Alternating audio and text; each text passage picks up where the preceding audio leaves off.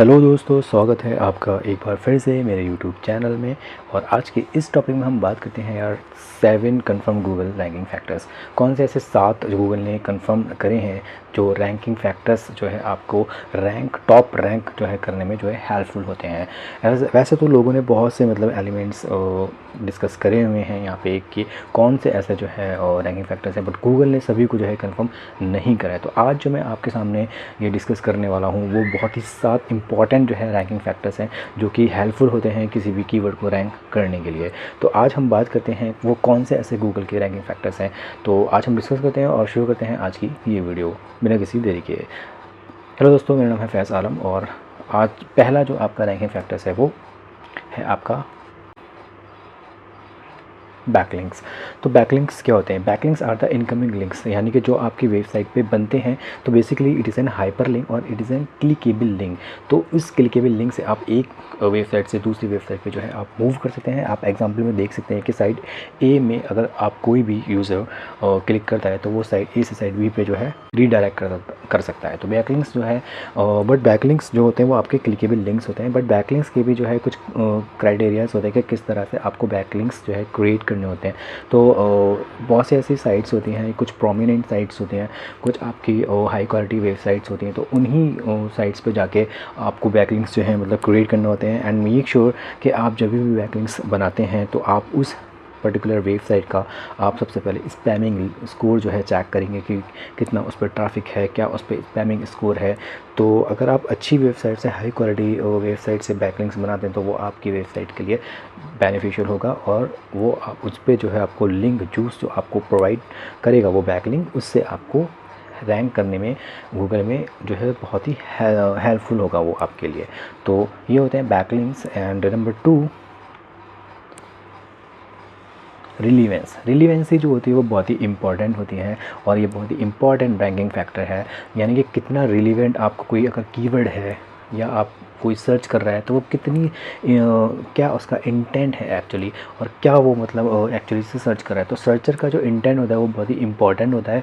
और आज के टाइम में जो गूगल का जो AI सिस्टम है या आर्टिफिशियल इंटेलिजेंस सिस्टम है या गूगल की जो एल्गोरिथम या उनके जो बहुत ज़्यादा स्मार्ट हो चुके हैं, जो गूगल के एल्गोरिथम होती हैं, तो उनको वो ऑटोमेटिकली वो समझ लेता है कि क्या क्वेरी जो है यूज़र सर्च कर रहा है। ठीक है, तो ये एक सिस्टम होता है और गूगल ईज़िली जो है सर्चर का जो इंटेंट है वो समझ लेता है। तो एग्जांपल के तौर पर जैसे मैं आपको यहाँ पे एक एग्जांपल लिखा हुआ है एयर फ्लायर। तो एयर फ्लायर आपका एक जेनरिक कीवर्ड हो गया, इसमें आपका इंटेंट पता नहीं चल पा रहा है। तो बेसिकली एयर फ्लायर जो होगा वो आपका एक इन्फॉर्मेशनल इंटेंट जो है यहाँ पे शो कर रहा है। तो बेसिकली अगर आपके वेबसाइट में कोई ब्लॉग बना हुआ है और आप उसमें जो है एयर फ्लायर से लेके आप ब्लॉग पोस्ट कर रहे हैं, तो अगर आप किसी भी टूल को आप या फिर HREF टूल को आप ले सकते हैं या फिर आप SEMrush टूल को आप ले सकते हैं। और वहाँ पे अगर आप इस कीवर्ड को पर्टिकुलर कीवर्ड मैनेजर से या फिर आप कीवर्ड्स के थ्रू निकालते हैं तो आपको एक एयर फ्लायर से रिलेटेड जो है आपको multiple type of the keywords मिल जाएंगे। तो वहाँ से आप वो कीवर्ड्स फाइंड आउट कर सकते हैं एंड वहाँ से उन कीवर्ड्स का इंटेंट निकाल सकते हैं कि इस एयर फ्लायर से रिलेटेड कितने आपको और सब कीवर्ड्स जो है मिल सकते हैं, लॉन्ग टाइम कीवर्ड्स मिल सकते हैं। फिर उन पे आप वर्क कर सकते हैं, उनके आप पेज बना सकते हैं या फिर आप उन पे टारगेट कर सकते हैं।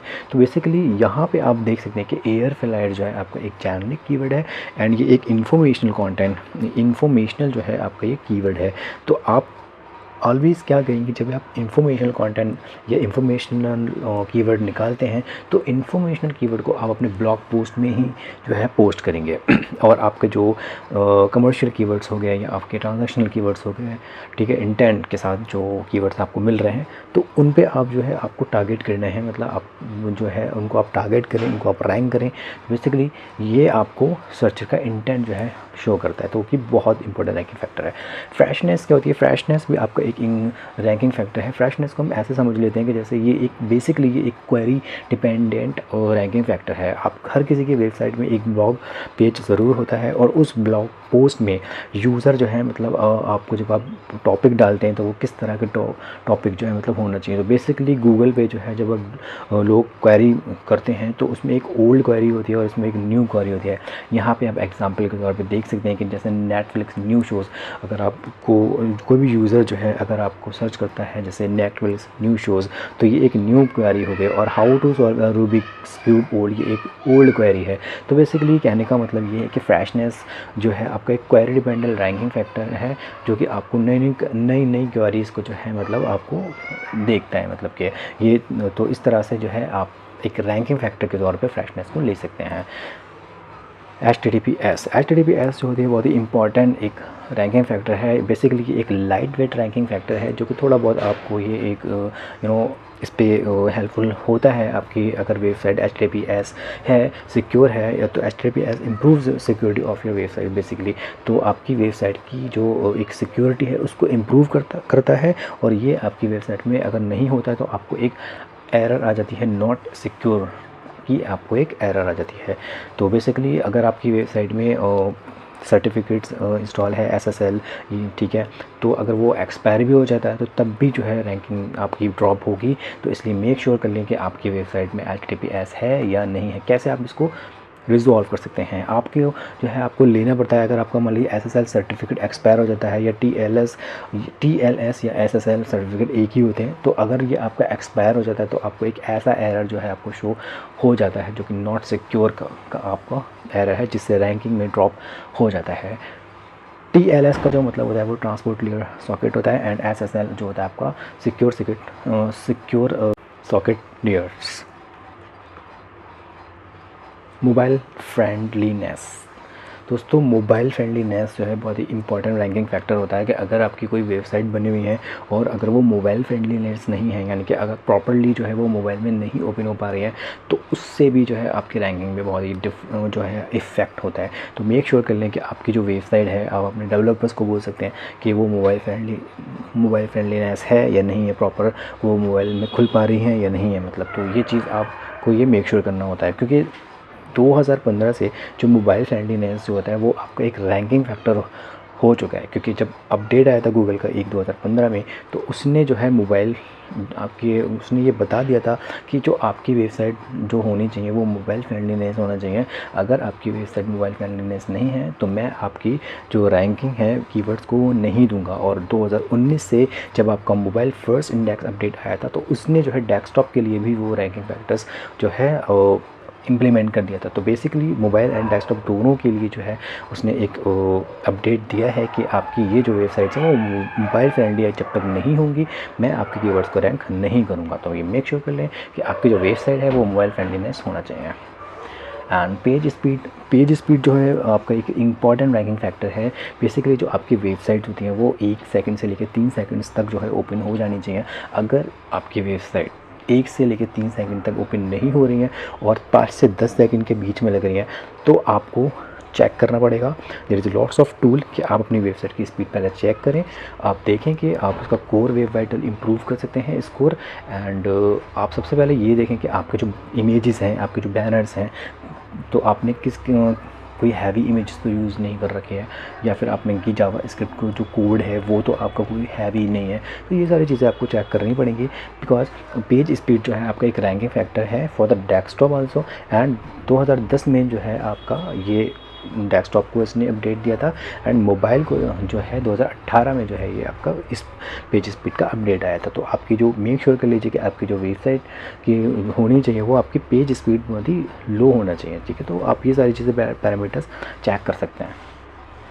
हाई क्वालिटी कंटेंट नंबर 7 आपका, जो कि बहुत इंपॉर्टेंट आपका एक रैंकिंग फैक्टर है।